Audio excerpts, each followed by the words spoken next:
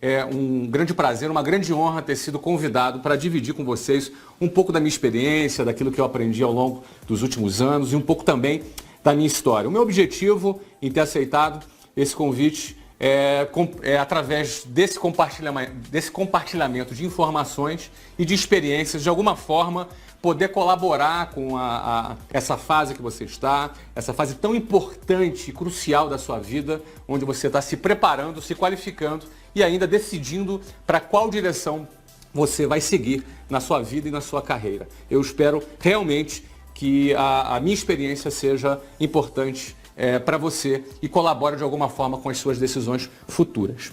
Bom, antes de começar a falar sobre a minha história, que é uma trajetória empreendedora, não é? Essa é a minha experiência profissional, ela está toda relacionada, quase que 100% relacionada a uma trajetória empreendedora. Então, antes de começar a falar sobre alguns detalhes dessa minha história, eu gostaria de compartilhar alguns conceitos sobre empreendedorismo que eu particularmente, a forma como eu enxergo o empreendedorismo. Eu gostaria de compartilhar isso antes com você. A primeira dessas características é que todo empreendedor, ele tem uma meta, ele tem objetivos, ele tem sonhos. Sem exceção, todo empreendedor, se a pessoa não tem meta, não tem objetivo ou não tem sonhos, você pode ter certeza, essa pessoa não é uma pessoa empreendedora. Bom, a segunda segunda característica que tem um empreendedor é que ele tem a coragem de assumir riscos.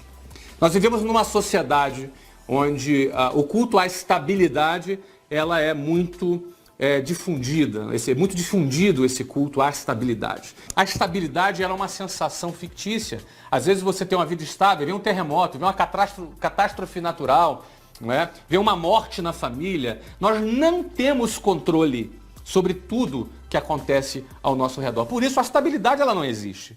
Então, num cenário onde as pessoas buscam um ambiente mais seguro, isso não colabora para essa segunda característica de um empreendedor, é que ele precisa ter coragem de correr riscos. A terceira característica de um empreendedor, ele trabalha duro para concretizar o projeto dele. O empreendedor é aquele cara que é o primeiro a chegar e que é o último a sair. Ele não trabalha por horário, ele não trabalha porque isso é feriado, fim de semana. O empreendedor trabalha focado em sua meta, focado em seu objetivo.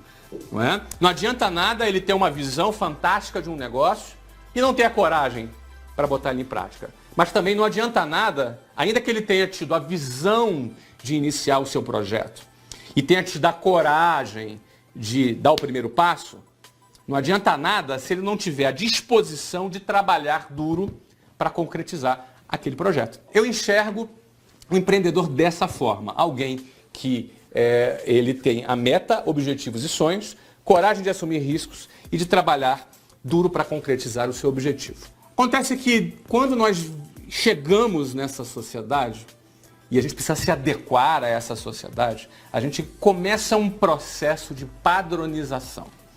Todas as crianças elas entram nesse processo de padronização. A sociedade, nós chegamos numa sociedade que ela já era dessa forma, ela já era desse jeito. Então a gente precisa se padronizar, entrar dentro dessa caixa, dessa sociedade. Eu considero muito importante a gente ser educado, a gente saber viver em sociedade, a gente saber lidar com várias pessoas, respeitar o espaço das outras pessoas, respeitar as leis. Tudo isso é fundamental. Mas quando essa padronização, ela extrapola esse campo social e passa a invadir a sua própria identidade de empreendedor, e ela passa a anular as suas decisões empreendedoras, o seu ímpeto empreendedor, o seu instinto de coragem, de assumir riscos, o teu instinto de sonhar e querer trabalhar duro para realizar. Quando essa padronização começa a entrar nesse ambiente, você começa a se transformar numa pessoa diferente da sua própria essência. E quando você permite que as suas escolhas sejam padronizadas, os seus resultados serão padronizados. As suas decisões deixam de ser decisões empreendedoras e passam a ser decisões padronizadas. Então, eu quero começar assim, contar um pouco da minha história para você, com esse pano de fundo. Com você tendo a consciência que existem decisões empreendedoras e decisões padronizadas. Quando nós começamos, quando a nossa vida ela passa a ser formada por decisões padronizadas, logo os nossos resultados serão resultados padronizados. Mas quando nossa vida é pautada por decisões empreendedoras, logo nós vamos colher resultados também diferentes por conta desse tipo de decisão. Eu quero começar bem lá do início mesmo, não é? Eu venho de uma família de classe média baixa, minha mãe professora do município, dava aula de matemática em escolas públicas, e meu pai sargento do exército. Ou seja, os dois juntos tinham uma renda baixa que nos encaixavam, essa renda nos encaixava ali dentro da classe média baixa. Eu vim da periferia do Rio de Janeiro, não sei quantos conhecem aqui, mas o bairro onde eu fui criado por toda a minha vida é o bairro Jabur. O bairro Jabur é depois de Bangu, perto de Santíssimo, Senador Camará. É uma zona ali no meio de várias favelas. Favela do Sapo, Cavalo de Aço, Marco 7. Várias favelas ali na zona oeste do Rio de Janeiro, uma das regiões mais pobres do Rio, não é? Dominadas ali por tráfico de drogas. Uma região bastante complicada, com gente muito agradável, gente boa, mas gente sofrida. Não é? Sofrida pelo transporte público, pelo sistema de saúde precário que o governo, infelizmente, oferece para toda a população. Eu nasci nesse contexto. Né? Nasci ali em classe média baixa, num apartamento de aproximadamente 70 metros quadrados. Era meu pai, minha mãe, eu, 2 irmãs e a minha avó. Éramos 6 pessoas ali, naquele apartamento do bairro Jabur. Eu sempre estudei em escolas públicas, sempre estudei. Desde a minha primeira série, eu fui estudando até para frente, eu estudei em escolas públicas. E nesse contexto, quando eu estava na 8ª série, a minha mãe me tirou da escola, daquela escola pública, e me matriculou num colégio particular, que a gente considerava ser um colégio mais forte, que me ajudaria a me preparar para um concurso público que eu faria, que eu tinha o desejo de fazer na ocasião para entrar na Marinha. Não é? Eu quis fazer aqueles concursos para as escolas militares, o Colégio Naval, a EPICAR e a SPSEX. Eu queria ser oficial das Forças Armadas, em especial oficial da Marinha. Essa era uma meta que eu tinha, era um objetivo que eu tinha, era aquilo que eu entendia onde eu poderia ali explorar o meu potencial, onde eu poderia ser bem sucedido, que era uma coisa que eu tinha um desejo muito grande. Eu queria dar certo, não é? Eu entendia que ali seria, para mim, um caminho que eu poderia explorar o meu potencial. Bom, eu fui fazer esse concurso. O concurso na época era um concurso bem difícil. Era um concurso que eram cerca de 200 a 300 mil candidatos, alguma coisa assim, para apenas 200 vagas. Ou seja, era um concurso que por vaga eram cerca de 1.000 a 1.500 pessoas disputando por vaga. Eu fui lá eu me preparar para esse concurso. Bom, resultados. Eu não só não passei naquele concurso, como quase fui reprovado na 8ª série, porque era muito mais forte do que aquele conteúdo que eu estava acostumado ao longo da minha vida. Então, ralei ali, consegui passar de ano, pelo menos, mas não consegui ser aprovado. Eu estou contando essa história para você porque esse momento foi um momento muito importante para mim. Porque eu tive que tomar uma primeira decisão, e foi uma decisão minha, e eu tive que convencer os meus pais. E que talvez fosse a minha primeira decisão não padronizada, talvez fosse a minha primeira decisão empreendedora. Embora eu tivesse apenas 13 anos de idade, não tivesse a consciência disso, mas o meu instinto, o meu ímpeto, eu tinha um objetivo. Meu objetivo era ser oficial das Forças Armadas, e estava disposto a trabalhar duro para isso. Mas para isso eu tinha que tomar algumas decisões corajosas. A primeira delas foi quando eu não fui aprovado nesse concurso. Eu pedi para os meus pais: olha, eu não quero seguir no ensino médio. Não quero, eu quero parar esse ano. Porque o meu objetivo é entrar nessa escola para ser oficial das Forças Armadas. Para isso, eu teria que fazer o concurso no outro ano. Aquele concurso acontecia uma vez por ano. Então, se eu entrasse já no primeiro ano do ensino médio, eu já estaria deixando de lado aquele meu objetivo. Porque o Colégio Naval ele é equivalente ao ensino médio. Depois tem a Escola Naval, com mais 4 anos, equivalente ao curso superior, e a pessoa sai oficial das Forças Armadas. E era aquilo que eu queria, aquela era a minha decisão, aquele era o meu objetivo. Eu convenci os meus pais a não me matricular no primeiro ano do ensino médio, para que naquele ano eu me dedicasse a estudar mais uma vez para aquele concurso. Né? Eu entendi que se eu me preparasse mais um ano, eu teria muitas chances de conquistar uma daquelas 200 vagas dentre os mais de 200 mil, ou quem sabe 300 mil candidatos. Eu só não me lembro se é 200 ou 300 mil candidatos. Bom, assim foi, meus pais me deram um voto de confiança, me permitiram que eu fizesse aquilo. Eu me matriculei num curso para me preparar e ralei pra caramba aquele ano. Estudei bastante, estudei como eu não tinha estudado minha vida inteira. Estudei fim de semana, de noite, eu me superei. Na minha referência, eu acho que eu tinha me superado. Chegou no final do ano, resultado. Qual foi o resultado? Eu não passei de novo. Mais uma vez eu não passei. Eu fiquei talvez entre os 500 primeiros de 200 mil, mas isso não era suficiente. Eram apenas 200 vagas. Mais uma vez eu não passei. Eu com 14 anos, eu terminando, não entrei no ensino médio, e com 14 anos eu não fui aprovado. Aconteceu o que talvez muitos temessem. Flávio, mas e se você não passa? Não importa, eu vou me dedicar, eu vou passar. E eu não passei. Eu fracassei mais uma vez naquele ano. Diante daquele resultado, obviamente, que nem eu e nem meus pais ficaram satisfeitos, mas ao mesmo tempo meus pais reconheceram bastante o quanto eu me dediquei. Talvez não o suficiente, mas eles viram o quanto, para um garoto de 14 anos de idade, o quanto eu tinha me dedicado ali naquele objetivo, mas eu não fui bem sucedido. Embora tendo ficado entre os 500 primeiros, já foi um excelente resultado.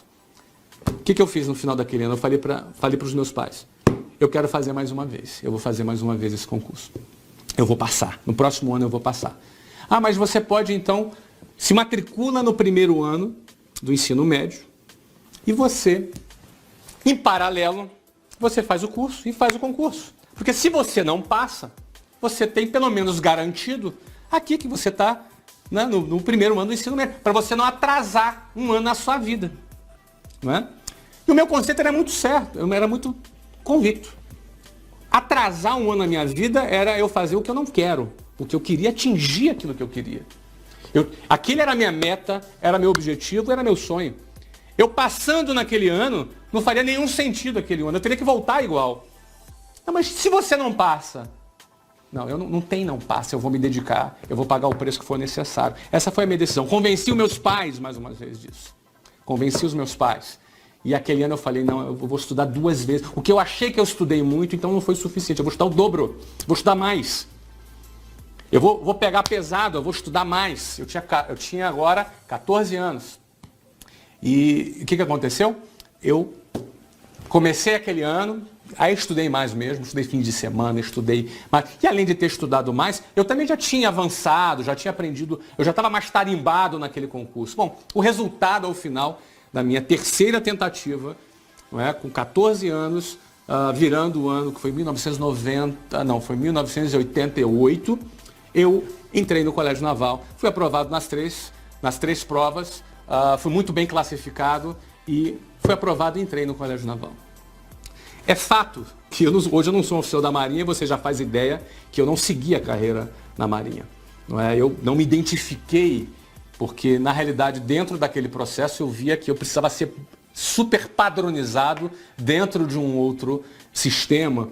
E realmente essa coisa de me sentir padronizado instintivamente já não me fazia bem. Eu não me adaptei com a vida militar e acabei saindo. Tive excelentes experiências, tenho grandes amigos na Marinha, mas acabei saindo. Mas o que eu trago daquela situação é que eu, aluno de escola pública, eu, aluno que recebia um conteúdo num nível bem mais baixo que os outros alunos das melhores escolas, me dedicando, ralando, correndo riscos, eu era capaz de atingir um objetivo. Eu tinha metas, objetivos e sonhos, eu tive a coragem de assumir riscos e eu trabalhei duro para concretizar aquele objetivo. Aquele foi o meu primeiro empreendimento ali, eu me entendendo por gente, não é? Não eu como espermatozoide. Ali eu me entendendo por gente, aquele ali foi um grande empreendimento e me trouxe muitos ensinamentos.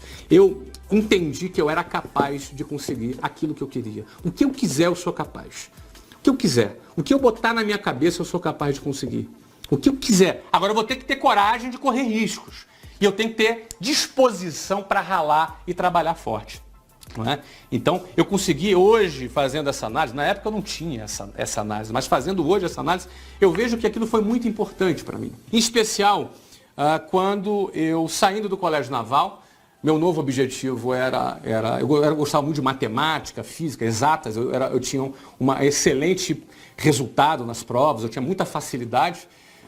Então eu escolhi fazer engenharia da computação, engenharia mecatrônica ou engenharia de sistemas. Não é? Essa foi a área que eu escolhi para eu estudar. Eu fiz lá para a USP, para mecatrônica, para a Unicamp, para engenharia de computação e na UF, para ciência da computação. UF lá no Rio de Janeiro. Então assim, eu entendi na época qual é a melhor faculdade que tem. A USP é boa, a Unicamp é boa, e eu não tinha nem hipótese de pagar uma faculdade, minha família não tinha nenhuma condição de pagar a faculdade para mim.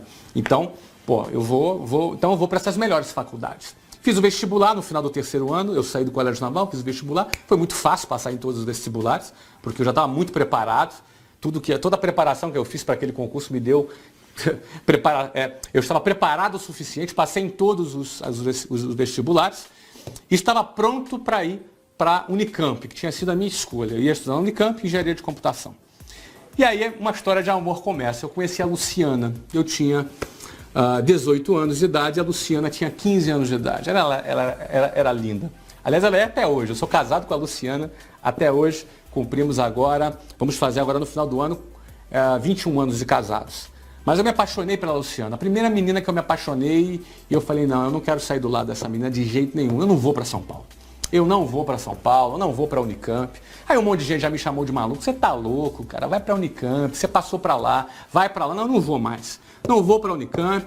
Me apaixonei pela Luciana, é do lado dessa menina que eu quero passar o resto da minha vida. Não é? Então, em 1991, como eu decidi não ir para a Unicamp, a minha decisão, então, foi ficar no Rio de Janeiro, na UF, estudando ciência da computação.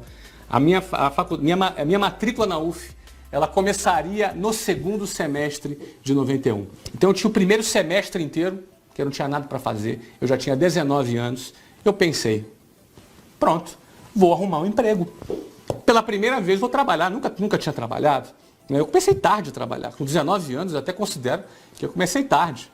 Mas eu falei, olha, eu vou ter uma experiência profissional.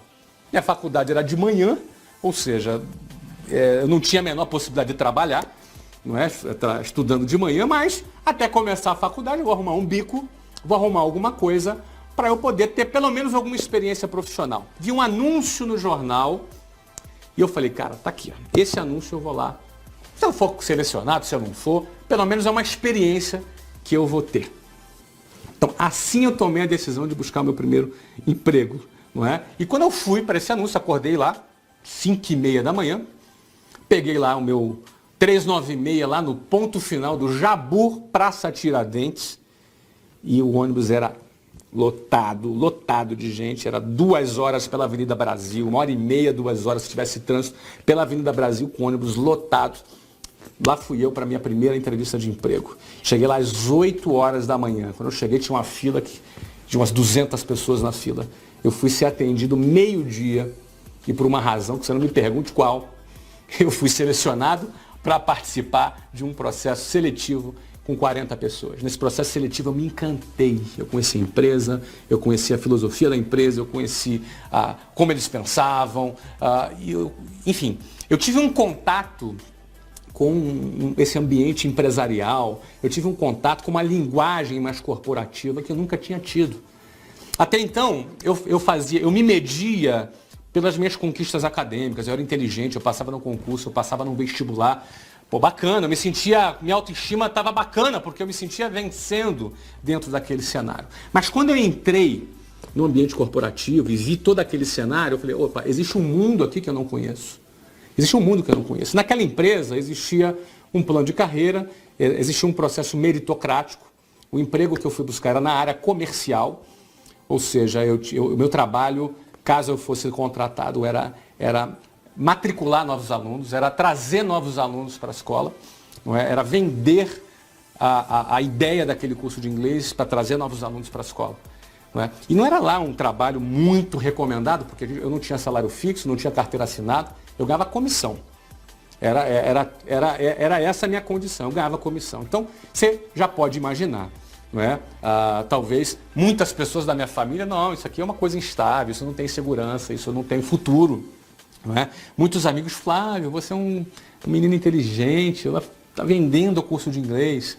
Não é? Então eu acabei me envolvendo, eu me apaixonei por aquilo. Gostei de realizar o trabalho e, em especial, eu me apaixonei pelo plano de carreira.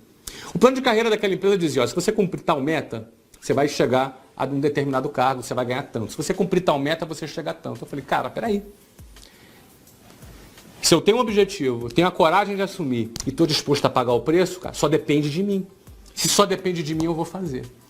Não é? Então eu entrei naquele trabalho, agarrei aquela oportunidade que para muitos não era nada recomendável, e não era mesmo, do ponto de vista padronizado, do ponto de vista convencional, não era mesmo, mas eu estava muito mais voltado para os meus objetivos e o que aquilo poderia colaborar comigo do que com a padronização. Eu encarei aquilo e fui adiante. E a outra coisa, aquele trabalho me dava a perspectiva rápida de eu me casar com a Luciana. Era o meu objetivo, eu queria me casar com a Luciana. O mais rápido possível. Era o meu objetivo, eu estava apaixonado e eu tinha certeza que eu queria passar o resto da vida do lado dela. O que aconteceu? Eu peguei, comecei a trabalhar, e trabalhei forte, de manhã, de tarde, de noite, cumprindo as metas. Cheguei a gerente em 2 meses e meio. Ou seja, com 2 meses e meio de empresa eu já ganhava, tipo, a moeda de hoje, né? Que na época era cruzeiro, né? Então a moeda de hoje, tipo, uns R$2.000. Eu tinha 19 anos de idade. Fui trabalhando, fui transferido para a Venezuela, naquela empresa. Voltei para o Brasil, cheguei a um cargo de diretor. Aos 20 anos, eu tinha 20 anos e a Luciana 17 anos, eu me casei com a Luciana. Eu tinha 20 anos e a Luciana 17 anos. Muitos me chamaram de louco, de maluco, você tem que aproveitar a vida. Eu respeito, né? Eu acho que cada pessoa, eu respeito a decisão de cada pessoa. Mas para mim, aproveitar a vida era estar do lado da Luciana. Para mim, aproveitar a vida era construir a minha família, era construir a minha história.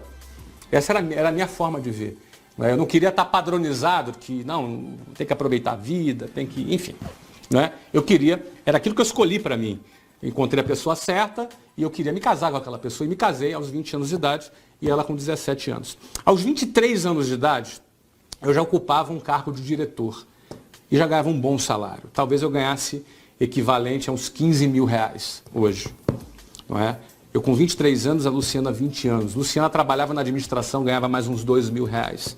Então talvez nós dois juntos já tivéssemos um equivalente a uma renda de R$17.000. Eu tinha 23 anos e ela 21 anos. É óbvio que no meio desse período eu já não tinha mais nenhum interesse na área de tecnologia, na área de ciência da computação. Minha faculdade ficou trancada lá. E eu fiquei dedicado 100% ao meu projeto.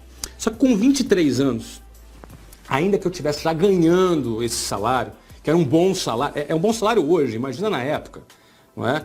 Que já era um bom salário, eu já tinha uma vida mais estabilizada, eu já tinha um bom carro, não morava mais no bairro Jabur, morava já na zona sul do Rio de Janeiro, mais perto do trabalho. Ou seja, aos olhos convencionais, eu estava estabilizado, eu já estava numa situação melhor. Inclusive, muitas daquelas pessoas que no início me criticavam, que achavam que era loucura, que sai desse negócio, isso não tem futuro, já passavam ali. Eu já tinha 23 anos, casado, ganhando esse valor aí que eu falei para vocês, eu já passava já mais ser respeitado, mais bem tratado, as pessoas, realmente, né? Alguns até falavam, olha, eu sempre acreditei em você. Eu falei, tá bom, não é? Então é sempre assim, não é? Mas uma decisão padronizada nesse momento seria o quê? Não, agora eu conquistei esse patamar, beleza, eu vou agora aqui manter aqui, né, minha situação. Não foi isso que eu fiz, não foi isso que eu fiz. Eu enxerguei que aquela empresa tinha algumas falhas, eu enxerguei que o produto ali tinha as suas limitações, não é? E percebi também que eles estavam tendo um resultado financeiro muito alto e não estavam dispostos a investir naquele processo. Além de eu achar que aquilo comprometia o futuro daquela empresa, comprometeria também o meu futuro. Então, a minha decisão foi simples, eu pedi demissão. Eu saí daquela empresa depois de trabalhar quase 4 anos, ganhando muito bem, não é, para abrir o meu próprio negócio. Então, no dia 3 de abril de 1995, a primeira unidade, a primeira escola da WhatsApp foi inaugurada no centro do Rio de Janeiro, na Rua da Alfândega, na esquina com a Avenida Rio Branco. Foi a minha primeira empresa, a WhatsApp, que hoje acabou se tornando líder no setor de ensino de inglês para adultos, mas na época eu tinha 23 anos de idade, a Luciana tinha 20 anos de idade e nós fundamos aquela empresa que aquilo ali passou a ser a nossa meta, nosso objetivo e nosso sonho, que era criar a maior rede de ensino de línguas do Brasil para adultos. Essa era a nossa meta, não é? Então, nós E além dessa ser a nossa meta, nós tivemos a coragem de pedir demissão e sair daquela empresa, sem nenhuma garantia. Simplesmente nós pedimos demissão e saímos. Nós já éramos casados, tínhamos aluguel para pagar, tínhamos contas para pagar, tínhamos responsabilidades para pagar, mas nós tínhamos uma meta, um objetivo e um sonho e reorganizamos a nossa vida, reduzimos nossas despesas, peguei meu carro bacana, vendi, peguei um carro mais simples, não é? Então, reorganizamos a nossa vida para iniciar um novo projeto. Nós tivemos a coragem de iniciar esse novo projeto e eu me dispus a ralar, a trabalhar da mesma maneira que eu estudei para passar naquele concurso quando eu tinha entre 13 e 15 anos de idade. Era a mesma coisa, era o mesmo DNA, era o mesmo conceito. E eu acreditava que eu era capaz de fazer. Não é? Podia estar tudo errado. Eu podia me endividar todo. Podia. Não tinha nenhuma garantia. Mas eu planejei e nós tivemos a coragem de meter a mão na massa. Eu digo isso porque para montar uma escola, naquela época, você precisaria de uns 180 a 200 mil reais. Eu não tinha esse dinheiro. Nem meus pais poderiam me ajudar, porque meus pais não tinham a menor condição. O apartamento que eles moravam custavam cerca de 30 mil reais. Ou seja, praticamente não garantia nenhum aluguel. Não é? Então eu tinha ali um desafio pela frente. Em primeiro lugar, eu tinha que alugar um imóvel. E o imóvel para uma escola, eu precisaria de pelo menos uns 400 metros quadrados bem localizados. Nós alugamos um imóvel na Avenida Rio Branco, ali na esquina na Rua da Alfândega, esquina com a Rio Branco, de 437 metros quadrados. Eu tinha que achar um louco que ao ouvir a minha história de um moleque de 23 anos de idade, que o cara acreditasse e alugasse o imóvel para mim. Você sabe que isso não é fácil. Até para você alugar um apartamentozinho pequenininho, te pedem trilhões de garantias. Eu levei muitos nãos. Levei não a imóveis, imobiliárias que não deram nem atenção para mim. Até que eu achei um maluco, um louco, que ouviu a minha história, acreditou e alugou o imóvel para mim. Eu tinha um amigo que ia ser meu sócio e tudo que ele tinha que fazer era vender um Voyage. Na época ele tinha um Voyage 86, era um carro já velhinho já, para ser o meu sócio. Uma semana antes ele amarelou, ficou com medo de perder o Voyage dele. Ele amarelou e falou, Flávio, não vai dar, saiu fora, eu fiquei sem dinheiro e agora o que eu vou fazer? Fui lá conseguir 20 mil reais, 10 mil no meu e 10 mil no da Luciana. 20 mil reais no cheque especial, pagando 12% de juros ao mês. Isso não é nada que eu recomende para ninguém, mas foi o recurso que eu tive para poder iniciar o meu negócio. E é óbvio, 20 mil reais não era suficiente. Porque logo no outro mês tinha que pagar salário, logo no outro mês tinha que pagar aluguel, tinha que pagar energia, todas as despesas, de 20 funcionários que inicialmente a escola teve. E aí, o que contou? O meu trabalho e a disposição de trabalhar. A gente tinha que vender, a gente tinha que captar novos alunos, a gente tinha que prospectar novos alunos. Com o dinheiro da matrícula, com o dinheiro das mensalidades, eu tinha que pagar todos os meus compromissos. Aí, e se não captasse aluno? E se não tivesse dinheiro? Não tinha dinheiro para pagar? Simples assim. Mas na minha cabeça não existia essa possibilidade. Pode parecer estranho para você, mas eu já trabalhava há 4 anos nesse trabalho de prospecção de novos alunos. Eu estava bastante confiante que eu era capaz de fazer isso. E nós fizemos. Nós colocamos mais de 1.000 alunos na primeira escola. Que foi mais do que suficiente para poder a gente pagar todos os nossos compromissos. E ainda aos 9 meses... Maio, junho, julho, agosto, setembro, outubro, novembro, dezembro. 8 meses. 8 meses mais tarde eu abri a segunda escola. Nós abrimos a segunda escola em São Paulo, dessa vez na Avenida Paulista, um dos metros quadrados mais caros do Brasil. Ou seja, pelo menos 4, 5 vezes mais caro o aluguel lá na Avenida Paulista do que nessa da Rua da Alfândega. Também não foi fácil achar um maluco que alugasse um imóvel para um moleque de 23 anos de idade. Que tinha um projeto, que tinha uma escola no Rio de Janeiro. Já tinha uma história, mas não importa, eu estava chegando em São Paulo. E a gente escolheu a Avenida Paulista porque ali estava o nosso público adulto. Pessoas que precisavam aprender inglês mais rápido, por razões profissionais. Era naquele ponto que a gente queria. Foi ali que a gente planejou. Encontramos um outro louco, alugou um imóvel para nós e botamos mais de 1.500 alunos no primeiro ano. E essa escola foi uma das escolas que gerou mais receita para a nossa rede. Nós chegamos a faturar $500 mil por mês nessa escola, que foi onde nós geramos caixa para a expansão da nossa rede nos 3 primeiros anos. Nos 3 primeiros anos, ou seja, entre 1995 e entre 1998, nós abrimos 24 escolas próprias. Eu e a Luciana abrimos 24 escolas. Rio de Janeiro, São Paulo, Goiânia, Salvador, Maceió, Belo Horizonte, Curitiba, Porto Alegre, enfim. Não é? Eram 24 escolas localizadas nas principais capitais do Brasil nos 3 primeiros anos de nossa empresa. Ou seja, foi um crescimento meteórico, rápido, um sucesso metodológico, porque nós trouxemos para o mercado um conceito de inglês para adultos. Naquela ocasião, as escolas de inglês eram muito focadas para crianças e adolescentes e a gente revolucionou, a gente pensou fora da caixinha e criou um modelo de ensino voltado para o público adulto que desse à pessoa um resultado mais rápido. Porque o adulto não quer ser professor de inglês, então ele não precisava ficar 7 anos, 10 anos estudando inglês. Ele queria falar, conversar, se comunicar, que essa é a proposta que a WhatsApp tem e por isso que ela hoje matricula um novo aluno a cada 5 minutos. Hoje é matriculado na WhatsApp. E nos anos de 2009 e até 2012, não é? A WhatsApp abriu uma nova escola a cada 2 dias. Então essa é a história da WhatsApp, essa é a história dessa primeira empresa que eu fundei. Com base em uma série de decisões que não eram padronizadas. Não era padronizado eu largar minha faculdade em Campinas para ficar no Rio, não era padronizado eu trancá-la para poder me dedicar a vender curso de inglês, aí eu me casar com 20 anos, aí eu abri uma escola deixando um salário de 15 mil reais. Não era padronizado a gente partir para abrir 24 escolas em 3 anos, ou seja, uma nova escola a cada 45 dias. Não é? Eu acredito que entre decisões empreendedoras e decisões padronizadas, a escolha entre esses 2 tipos de decisões é que vão definir que tipo de empreendedor nós vamos ser. Porque eu já te falei, empreendedor todos nós somos. Todos nós somos empreendedores. Mas se nós vamos mais longe ou se nós não vamos tão longe assim, vai ser resultado do tipo de decisão. Se é uma decisão empreendedora ou se é uma decisão padronizada.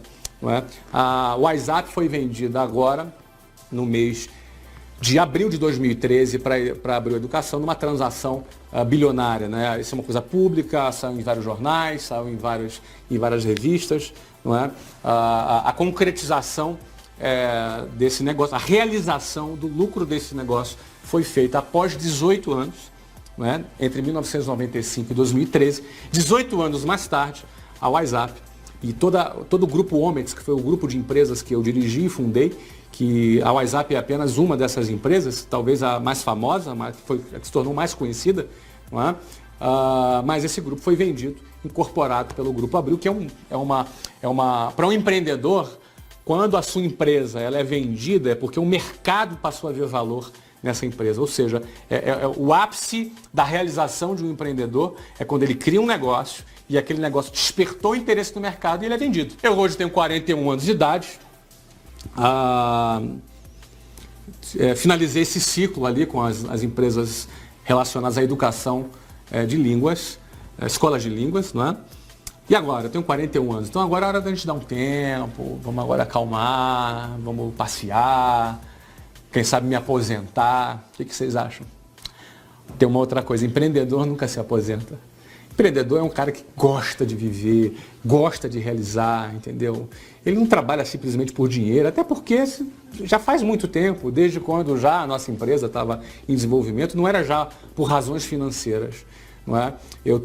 Eu particularmente gosto muito de lidar com jovens, gosto muito de lidar com pessoas e acredito que a nossa experiência e o que a gente já viveu pode ajudar e colaborar com muitas pessoas. Então, não faz sentido agora para mim eu me aposentar. Então, eu já estou envolvido aí com alguns empreendimentos. Não é? Um deles, em 2009, nesse período, né, eu morei, além de ter morado na Venezuela, no Brasil, eu morei na Austrália também, morei nos Estados Unidos, Barcelona, e hoje eu moro em Londres. E desde Londres, de lá de Londres, eu comando os novos negócios que eu acabei me envolvendo nos Estados Unidos e no Brasil. Nos Estados Unidos, eu comprei um time de futebol. Não é? Eu gosto bastante de futebol, como todo brasileiro. E Orlando City Soccer, se você quiser entrar lá no Facebook, conhecer, seguir a nossa página, nós estamos agora negociando a nossa entrada na MLS, Major League Soccer, que é a primeira divisão do futebol nos Estados Unidos. Eu falo futebol, é soccer, o futebol mesmo, o nosso futebol. Não é? Talvez muitos pensassem, nossa, o cara vai investir em futebol nos Estados Unidos, onde o mercado não é tão desenvolvido. Bom, pois é lá mesmo que o empreendedor quer investir. É lá mesmo, onde o esporte não é desenvolvido, onde o empreendedor ele quer entrar. Lá nos Estados Unidos, um clube é uma empresa. Então, assim, muitas vezes me perguntam, cara, tu é flamenguista, por que você não investe no Flamengo? Eu não posso comprar o Flamengo, não é? O Flamengo é um clube. Lá nos Estados Unidos, os clubes são empresas. Então, eu comprei um clube de futebol. Nós estamos entrando na primeira divisão do futebol lá nos Estados Unidos em 2015. Vamos levar uma grande estrela brasileira para jogar. Não é? E minha meta nesse clube, meu objetivo, o meu sonho é construir uma marca global de futebol.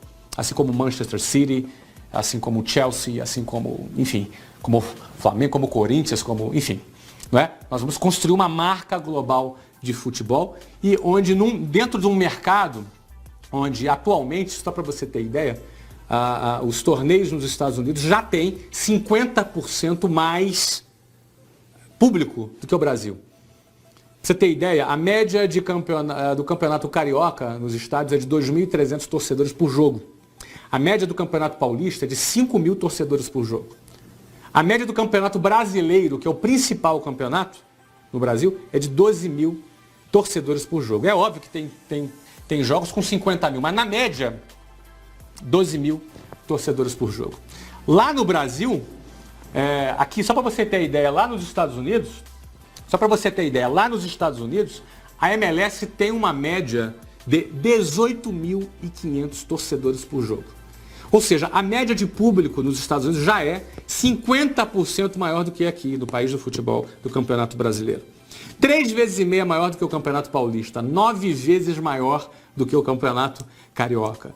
Então, o futebol nos Estados Unidos está explodindo. Nós entramos agora no futebol e minha meta com esse clube é criar uma marca global de futebol. Recentemente fizemos um amistoso com o atual campeão brasileiro, o Fluminense. Foi transmitido ao vivo aqui pela Sport TV no Brasil. Quase a gente ganhou. A gente perdeu o jogo por 4-3 para o Fluminense. Foi um jogo bastante interessante. Esse é um dos empreendimentos que eu estou envolvido. Um segundo empreendimento que eu estou envolvido é o Geração de Valor. Talvez alguns conheçam, talvez outros não conheçam. Eu convido a você para visitar canal Geração de Valor no Facebook, facebook.com/canal Geração de Valor. Eu diariamente atualizo esse perfil. Eu pessoalmente tenho esse perfil com a finalidade de compartilhar minhas experiências, compartilhar conhecimento, encorajar e desafiar pessoas a acreditarem no seu potencial e a empreenderem. Só para você ter ideia, nesses últimos 24 meses eu fundei esse canal, criei esse perfil e comecei a escrever. Hoje nós temos mais de 1.200.000 pessoas que participam desse canal, que seguem o Geração de Valor no Facebook e acabam tendo contato com o conteúdo que eu pessoalmente desenvolvo. Inclusive eu convido a você a entrar na página e interagir comigo. Eu interajo ali com a página todos os dias, sem exceção, eu participo dessa página. Então esse é um empreendimento que eu tenho bastante carinho, que é onde eu divido meu conhecimento, que é onde eu ali compartilho minha visão e experiências com jovens que estão ali iniciando a sua carreira, e você é convidado a participar também dessa página. No segundo semestre, agora no final desse segundo semestre agora, nós vamos lançar a segunda fase do Geração de Valor, que para aqueles que querem se aprofundar, nós vamos criar eventos e cursos voltados para quem deseja explorar mais o seu potencial e para quem deseja empreender. Você está convidado ali, ao participar da página, você já vai ficar antenado de tudo que está acontecendo por ali. Não é? E tem mais novidades, tem mais coisas que eu ainda não anunciei e que em breve vou anunciar a respeito dos meus novos empreendimentos. Mas o que eu quero deixar aqui registrado para você é que eu venho de família de classe média baixa, eu venho de escolas públicas, tá? Eu não tenho QI, quem me indique, eu nunca tive nenhum favorecimento, nunca fiz negócios com o governo, aliás, não quero, nunca fiz, nunca pretendo fazer negócios com o governo, não é? Então, eu entendo que eu não sou melhor do que ninguém. Eu passei 2 horas, de 2 horas para ir, entre 2 horas para voltar, 4 horas por dia amassado dentro de um ônibus ou dentro de um trem, para ir e voltar do meu trabalho, mas com uma meta, com um objetivo e com um sonho. Eu não sou melhor do que você, eu não sou melhor do que ninguém. Não é? Eu acredito que quando você tem uma meta, um objetivo e um sonho, quando você tem a coragem de assumir riscos e está disposto a trabalhar forte, quando você, acima de tudo, você abandona o padrãozinho, abandona aquela caixinha, não é? Abandona aquela maneira, não é? Você rejeita aquela forma convencional e padronizada que te foi apresentada. Um novo cenário abre para você, não é? Você passa a acreditar que você é capaz de realizar. E quando você acredita, quando você sonha e tem coragem, está disposto a trabalhar, as suas chances de vencer, elas aumentam muito mais. Então, a mensagem que eu quero deixar para você é que acredite no seu potencial. Tá? Não se intimide com as chacotas ou com as críticas. Não é? Tenha coragem de pensar fora do padrão. E se faz muito tempo que não estão te chamando de louco, é que você deve estar errando alguma coisa. Porque todas as vezes que você resolver sair do padrão, você vai ser criticado, vai ser chamado de louco. Acho que o Brasil, o mundo precisa de novos líderes, pessoas corajosas que sejam dispostas a fazer a diferença. Em todos os setores da sociedade, inclusive na política, inclusive no setor empresarial, no setor das organizações não governamentais, no setor social. Não é? Eventualmente você é um cara mais artístico, então empreenda no seu lado mais artístico. Tenha coragem de assumir aquilo que você quer, né? De correr riscos para você realizar o seu projeto de vida. Cada um tem seu projeto. Eu contei o meu aqui, isso aqui não é uma regra, não é? É a minha vida, a minha história, mas eu acredito que para a sua vida, para o seu projeto de vida, o que você quer alcançar para você, eu acredito que esses princípios, de alguma forma, pelo menos eu desejo que tenha colaborado com você. Tá legal, gente? Pessoal, um grande abraço, um prazer imenso aqui ter investido esse tempo junto com vocês. Eu desejo tudo de melhor, todo sucesso para você na sua carreira. Um abraço.